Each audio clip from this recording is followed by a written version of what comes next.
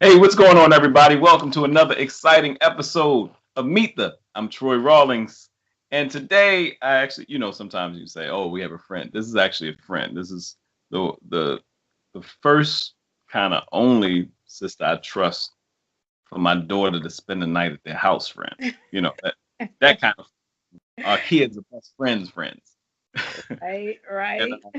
speaking of children, she does phenomenal work. Been doing phenomenal work for years with some youth and foster youth around the Los Angeles area and around the globe. Looks like it's going to be taking off to the point where people all over will be able to tap in because we're in a virtual society now.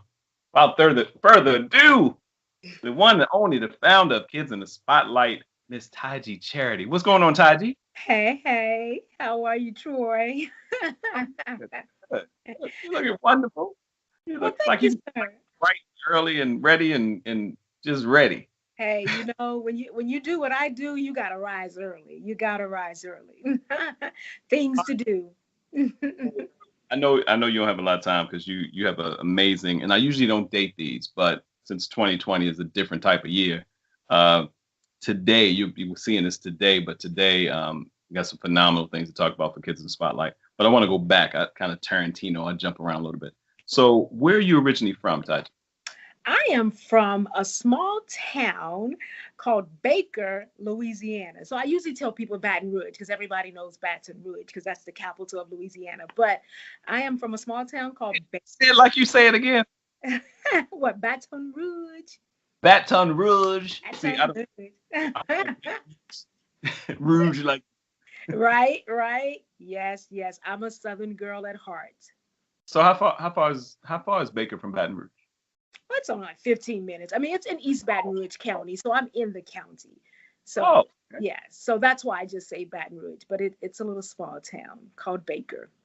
And you, I just learned about 2 weeks ago that CNN reporter I'm sorry, what's his name? Don Lemon is from Baker, Louisiana. I was like, what? Don is putting Baker on the map. oh, you gotta hit him up. I'm like, dude, I'm from Baker. Get him do an interview, Right? a nice interview on it. You Don be going in on people. It's like, look, I don't. this year Don. Every time you see Don, it's like, That's all right. Don do that fact check. He like, we gonna check the facts. So you can't be um, mad at him for checking the facts. no, Baker, Louisiana. Shout out to all my folks in Louisiana. My mom was in Louisiana before she passed this year, and my brother was living down there. That's where he met my sister-in-law, and got a lot of love for Louisiana. So how do you go from Louisiana to Los Angeles? What is the, or I should say, what did you go to school for? When you went to college, what did you go to school for, and where did you go to school? Okay, all right. Well, that's a little different. I actually went to Oral Roberts University in Tulsa, Oklahoma. Yeah. And after I graduated from Oral Roberts University, I did go back home to Louisiana and I worked for several years as a claims specialist at an insurance company. And then I was visiting my best friend who also went to Oral Roberts University sometime after we had graduated, years after we had graduated. I was visiting her in Connecticut. And so we decided to take a trip to New York, and that's where I met Mr. Charity. And all I can say is love make you do some strange things. Before you know it, I was packed and living on the East Coast with my best friend so that I could be closer to him. And shortly thereafter, we were engaged and married. And, he said it's time to move to LA. And I'm like, okay, let's go. So that's how I got to Antonio LA. Antonio Charity, an accomplished actor, been around for years. So y'all met. What year did y'all meet? Oh gosh, we met in 1997 or 98. It's one of those two. Yes. Yes. I think it was 98, 1998. So you meet this aspiring young actor, fall in love, and he said, "We need to move to Beverly. Well, somewhere around Beverly, a little bit further, but maybe Burbank." Burbank. But Yeah, yeah, move to yeah. Los Angeles. And Yes. you're like, "Let's go." Let's go. Well, when we were dating and when we were engaged, he said early on that California would be his, place that he wanted to reside to. He believed his career would take him to California at some point. So I knew that it was coming, but it came 3.5 years after we were married. So, when he said, now it's time, what else was I going to say? But okay. It wasn't So, like I didn't get the memo early on. so New York versus Los Angeles. I kind of already know the answer. Which one you like better? Oh my God. We didn't actually live in New York. Okay. We lived in Jersey. Right. So it's a little different. Um, it's a funny thing because I like both of them for different reasons. California, you can't beat the sunshine and the nice sunny weather. But there's something very unique about the East Coast and the people on the East Coast. And being a Southern girl, I am one of those people who just I love people. And here in LA, I've Yeah. met some amazing people. Don't get me wrong. I mean, when I say some amazing people, some amazing people. But there are a lot of people you just like. Am I talking to the real you, or is this like the LA you? Like, help me figure out who I'm talking to right now. And Right. so having to have that kind of thought is, it It gets hard. slows down the process. New York is you're walking on the street and you literally bumping into people. Right. New York is that pre all the stuff that's going on now, but New York was. I know. I always think I was like, man, I wouldn't mind. I like raising Zoe in this area, but if New York, I love the energy of it. It's like for people to stay up and try to get stuff done. There's no Oh, buzz like New York. There's oh, it's nothing. fast paced. It's definitely fast paced. And I love the way New Yorkers and that whole environment, how they champion around each other, especially in the middle of a crisis. Yeah. Sometimes the day-to-day hustle and bustle, people are too busy. And like I said, I'm a Southern girl. I'm on the subway like, hi, hi. And, Some, very cordial. But I moved it's like, to Indiana when I was 18. I moved to Leesville, Nulano, right by Fort Polk.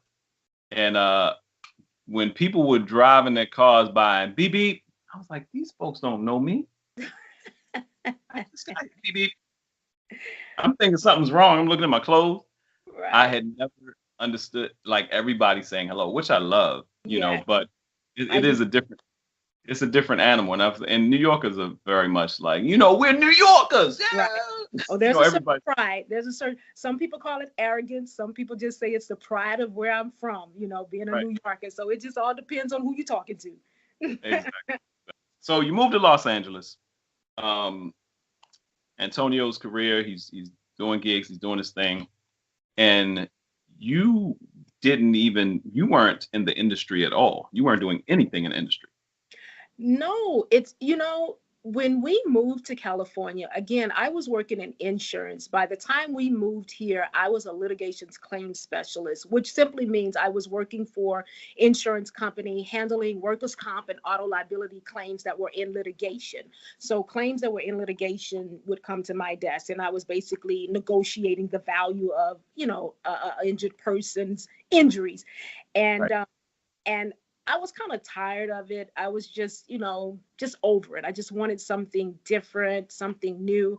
And so Antonio said, well, we go to California, it's land of opportunities. You can figure out what you want to do. And I'm like, all right. But I kept my corporate job, but I started, I'd gotten into casting a little bit because I feel like, I was feeling at the time, well, if I'm casting and he's an actor, maybe I can get some gigs and bring him on. I'm just calculating how I can Work that helped make me. this Look at that work. help me. Y'all see Yeah, that? that's I it. just, That's it. helped my man. I just helped my man.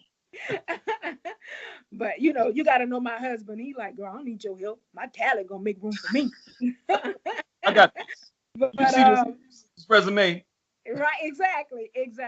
But so I started working as an independent casting director while I was still doing my corporate job. So I got a little taste of the entertainment industry, and I had also auditioned for a few musical plays because I like to sing. So I'd done that. I got cast in a couple, and it actually got scary when I got cast in like 3 different plays. I was like, oh my gosh, like what is this? Because I'm not an actor at all, and I don't pretend to be. I act up, but I'm not an actor. So anyway, so I was like, oh my gosh. But unfortunately, both of those worlds, casting and doing plays, wasn't bringing in enough financial resources for me um, personally. So I just kind of let those things go and continue to work my corporate job. And one day, Antonio invited me to come with him to a group home because he was part of a theater group. And this theater group was doing an acting workshop at a group home, an all girls group home here. And so I accompanied him, and that experience just cracked my heart open because it was my first time seeing kids in foster care up close and personal.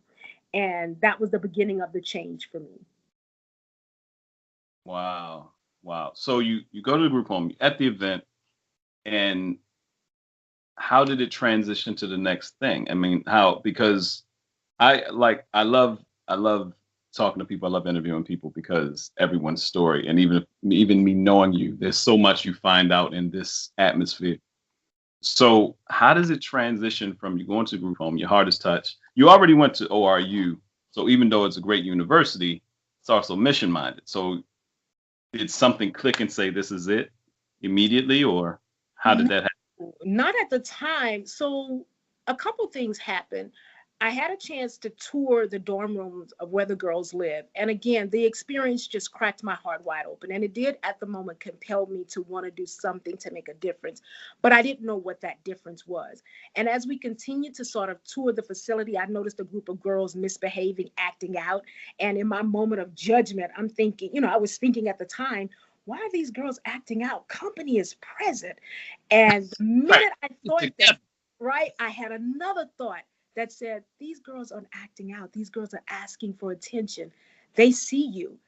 And I was like, okay, what can I do to give back? So I asked the mentor, the director of the mentoring program, what did she think I could do? And she said, well, the girls always need good mentors. And I said, yes, but I'm coming from a place of sympathy. And I don't think sympathy is what they need. So I was like, let me just sit with it for a minute. Well, 2 years passed that I was sitting with it. I went back, to doing my regular job. I would think about the girls every now and then. But then 2008, 2009 hit, and we went through a recession. I don't know if you remember the 2009 recession, but I it was moved the to first. 2008.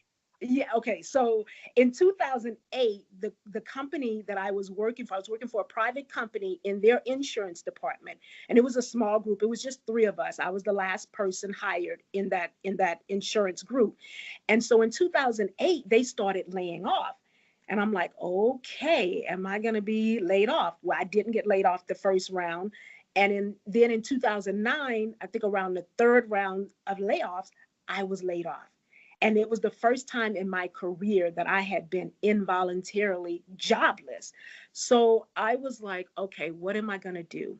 I don't really want to get back in the rat race of looking for another job. I know I could find one because of my experience and background in insurance.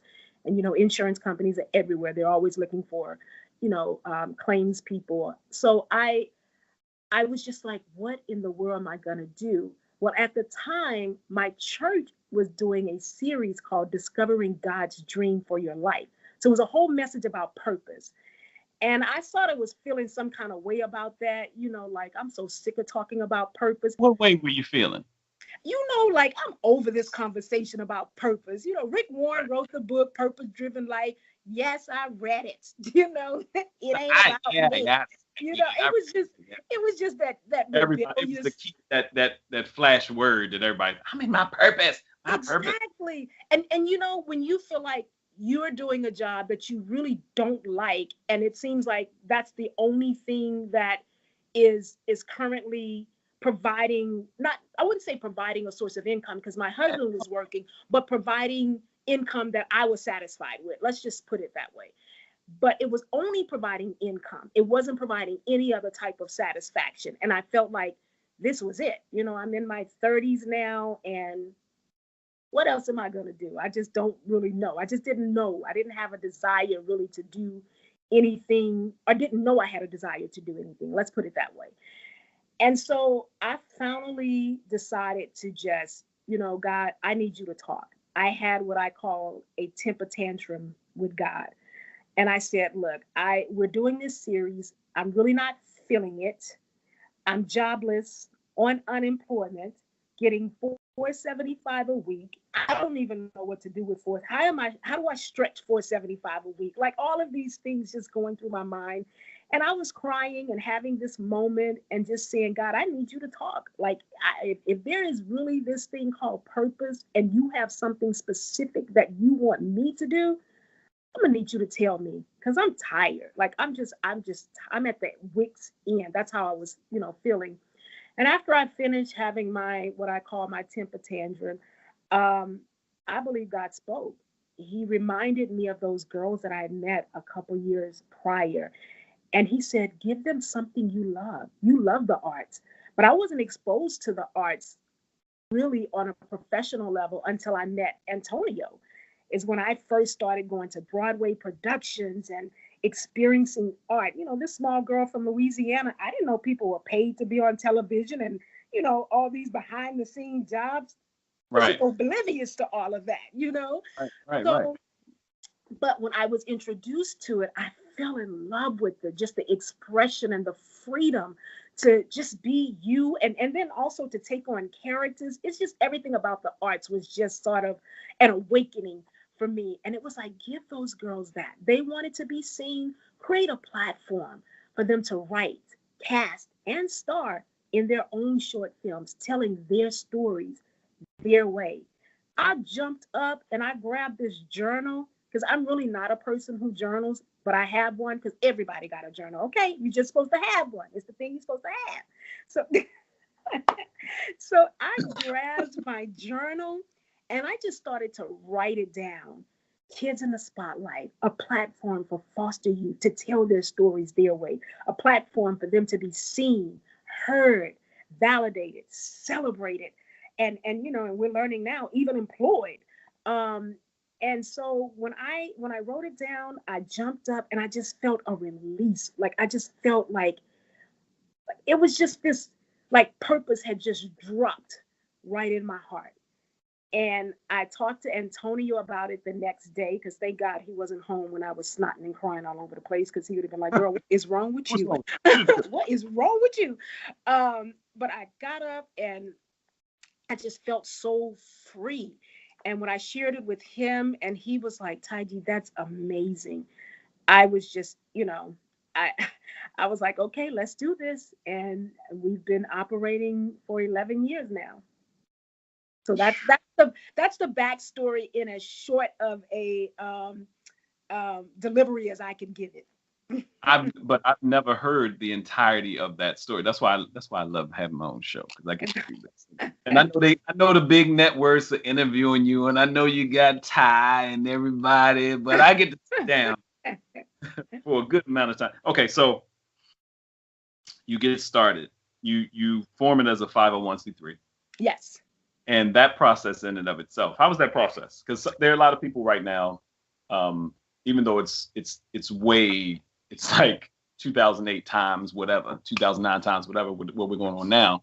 But there's some amazing things that are happening right now. Some people are like stuck, and you don't realize when you're stuck, this is the time to sit down, talk to God. Yes. Write it down, make it plain, and you'll be surprised what this pen, this mind, and you talking comes up with. So you come forth and you start forming the 501c3. Now, did you know anything about nonprofits? Well, you went to ORU. No, absolutely nothing. My degree is in accounting. I knew nothing about nonprofits. I knew there was a such thing as nonprofits. And you sound like you don't make no money. So, well, that's what some people think. Exactly. It's just not for profit. What you're doing, you're not doing it for the purpose of making a profit. So that's basically what it means. I know people have a misconception that, not for profit means you don't have any money.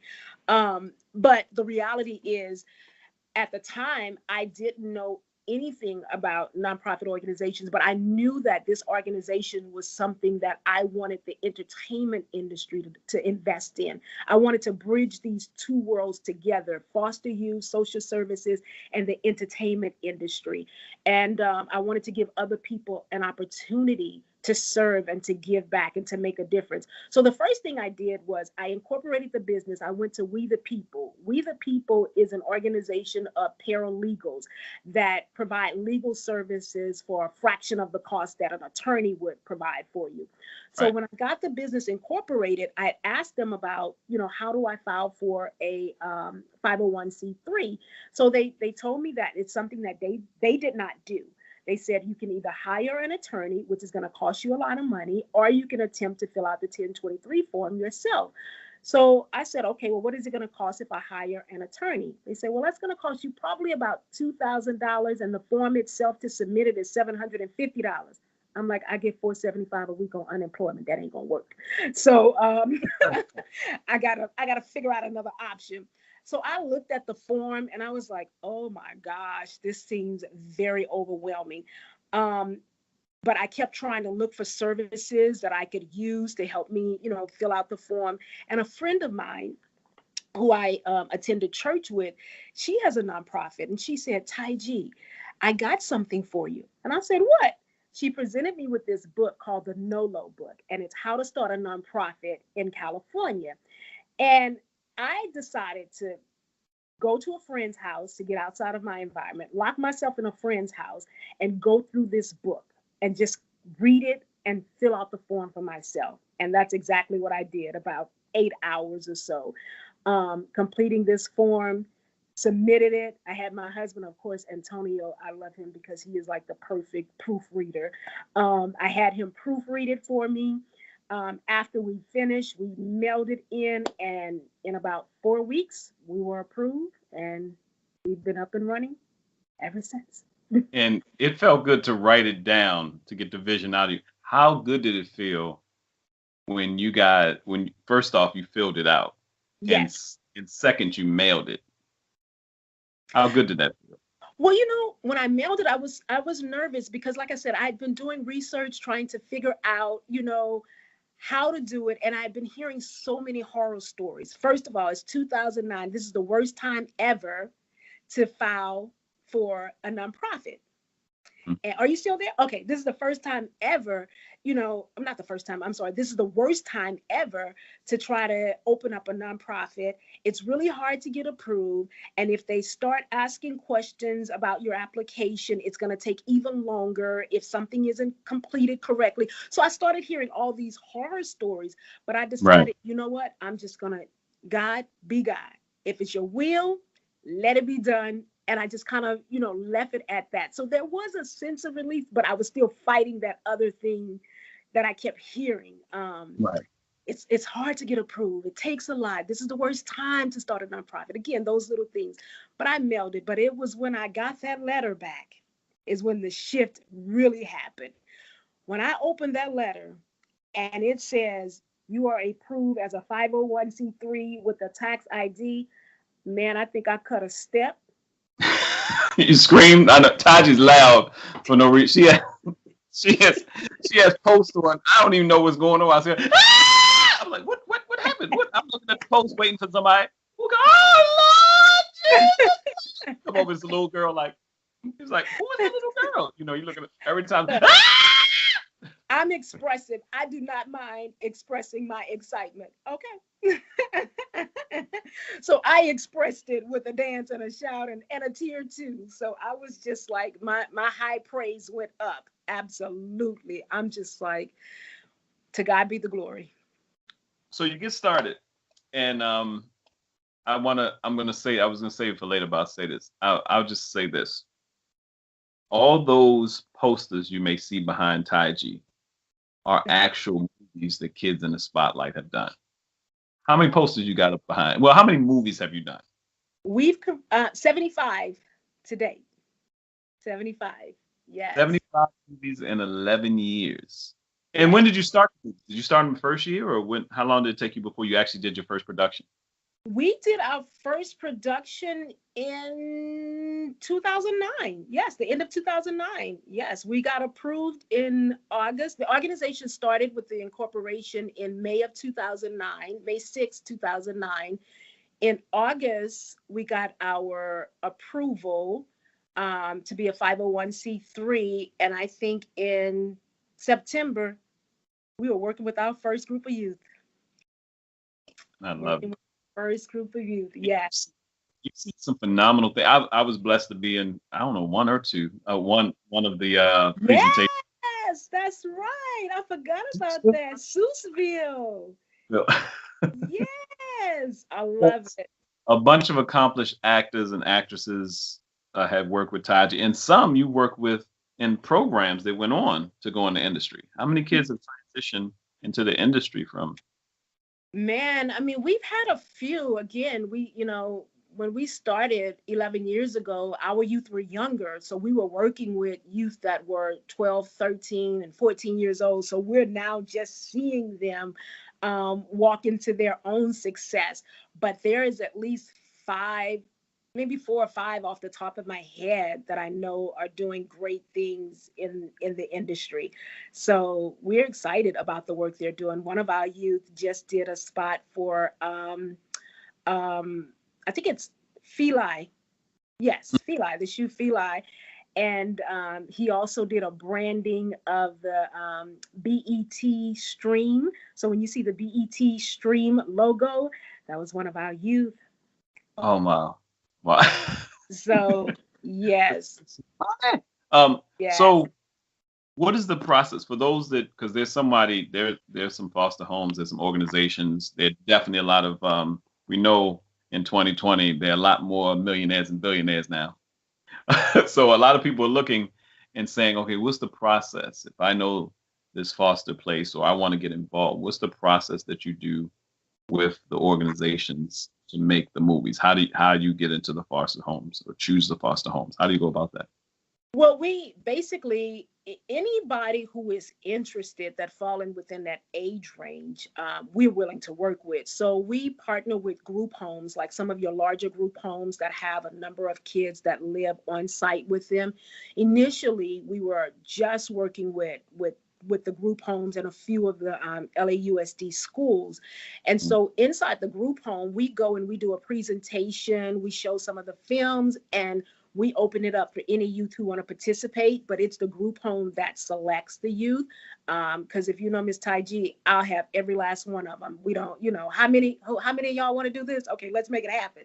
Right. But the group home selects, because when we're in session, the max that we can take seriously is 20 youth at a time during a 10-week session, because our program is 10 weeks long. And so, again, the group homes select the youth that are going to be in the program. Now, for our 18 to 22-year-olds, we started working with that age group about 2 years ago. And so for that one, they just basically fill out an application that says they're interested, and they show up on the first day. And we do those two programs for the past 2 years at Warner Brothers and at NBC Universal. I love it. I love it.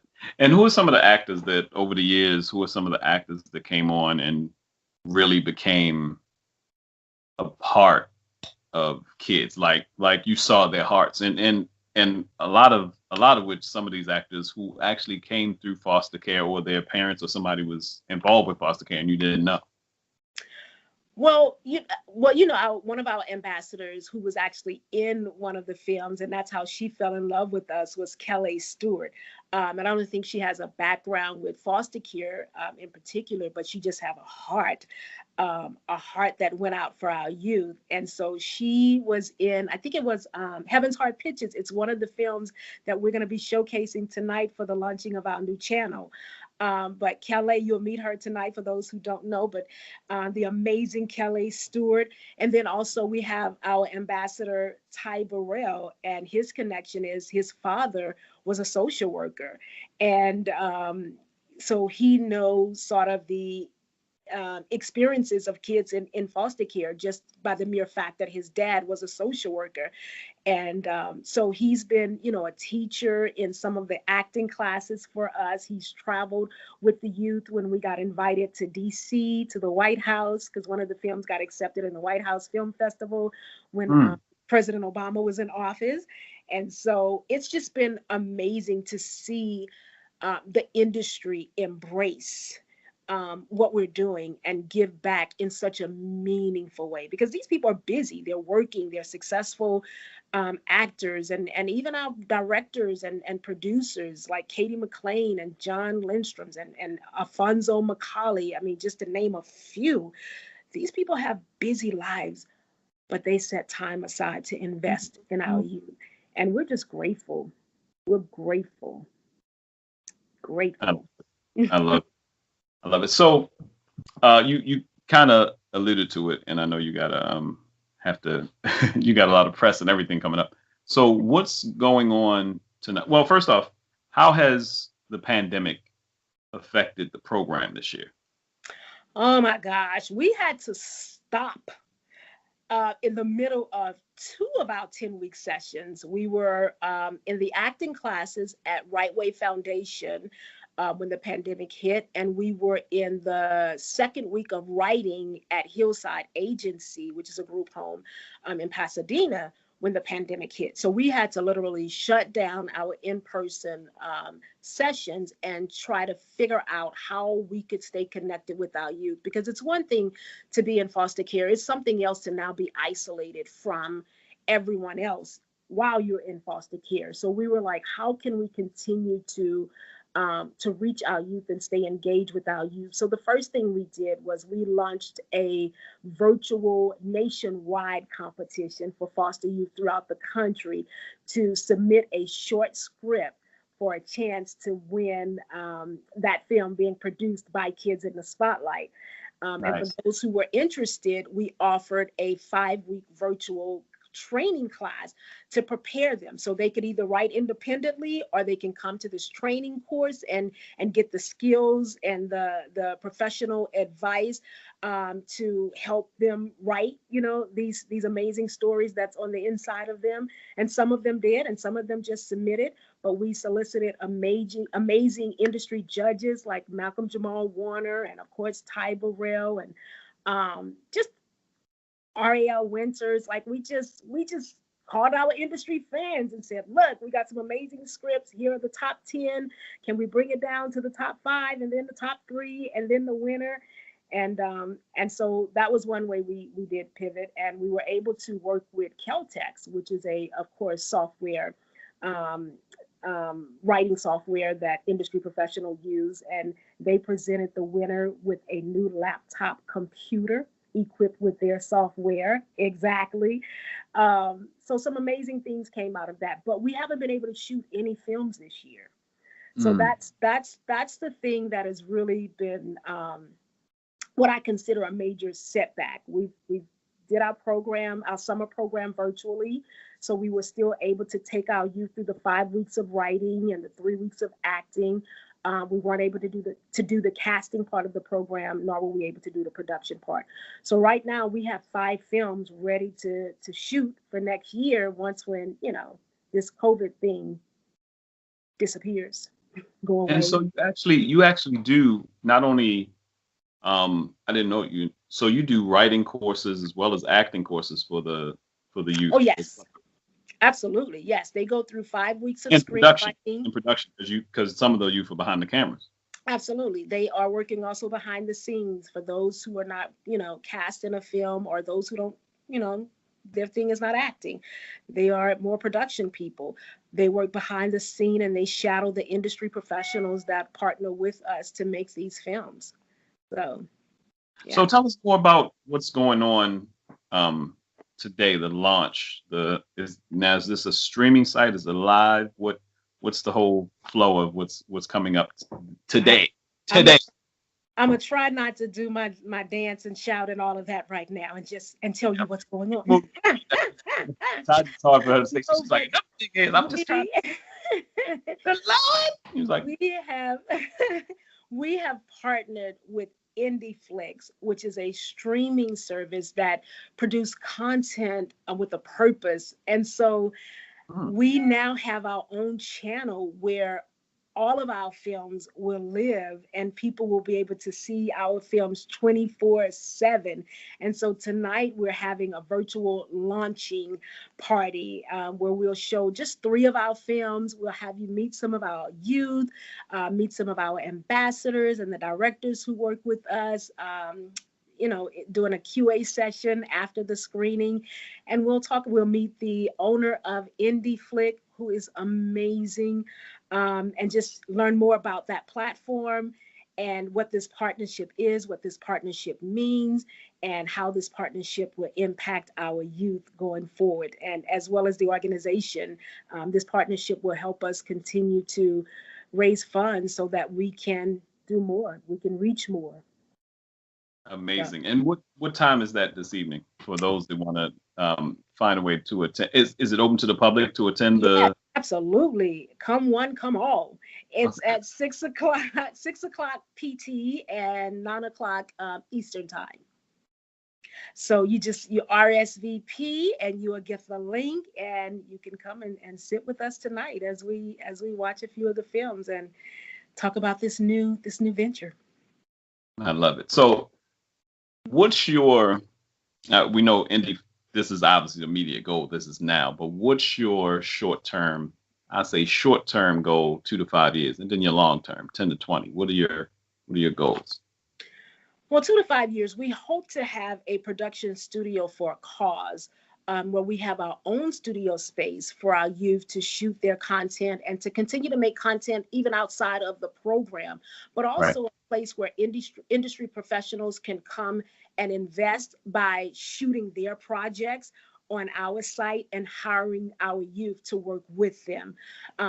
That's the short-term goal. And then the long-term goal is to create an academy, a vocational academy for our youth, so that we can really prepare them for college and careers in the industry and life in general.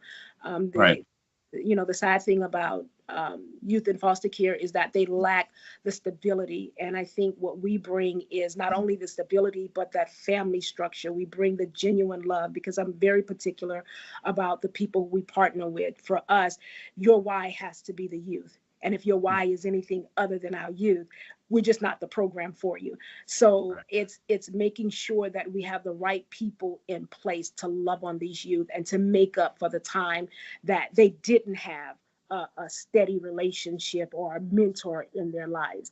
But to set them up for success, set them up. We all want to be validated, and we all don't have the same opportunities. So we want to present them with opportunities that otherwise they may not have been afforded. So. And I've had a chance to be involved with the program, and I see, I was that youth. It wasn't for, thank God for my friends' family, my neighborhood. I didn't go into foster care, but I was 14. I was by myself. But it never felt like that because of all the things I had to do. So when you see these young people getting involved and they start working, they're still kids. They're still young people. They still got their quirks and nerves. But when it's like, all right, quiet on the set. Right. You would think Jesus walked in the room. Action. It's amazing what happens when you put young people in a position to succeed. So absolutely. Tige, I'm not gonna hold you because I can talk to you forever. We sit around and talk for hours, but I ain't gonna do that. But real talk, thank you for all you do. Thank you for including us creatives, the industry. You and your husband are doing amazing work continuously, and but let people know how they can get in touch with you. Thank you. Well, let me just say I enjoy this time. I always enjoy our conversations, because you're just as crazy as you want to be. So when I need a good laugh, I know who to call. But you can reach Kids in the Spotlight on all the social media platforms and also via our website, which is www.kidsinthespotlight.org, or the short address is www.kitsinc.org. And on Instagram, we are at Kids in the Spotlight. On Instagram, we are at Kids in the Spotlight. On Facebook, we're at Kids in the Spotlight. On Twitter, we are Kids in Spotlight. Twitter have those limited characters, so we have to drop the THE. So we're Kids in Spotlight on Twitter, and also on LinkedIn, Kids in the Spotlight.